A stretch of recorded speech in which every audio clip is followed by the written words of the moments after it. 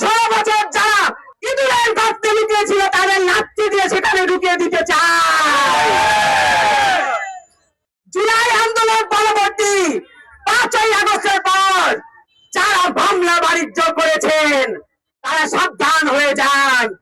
আমি জানি আজকের প্রোগ্রামের পর আমার অনেক নেতা কর্মীদের উপরে জুলুম নেমে আসবে, সাবধান হয়ে যান।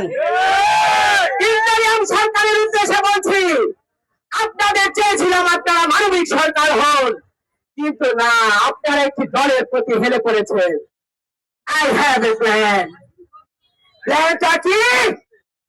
আপনারা যদি আমার কোন নেতা কর্মী বা নিরীহ কোন মানুষকে নির্বাচনের আগে আওয়ামী লীগের ট্যাগ দিয়ে ধরার চেষ্টা করেন, তাহলে আমি নির্বাচন বয়কট করে আন্দোলনের রাজপথে নামবো।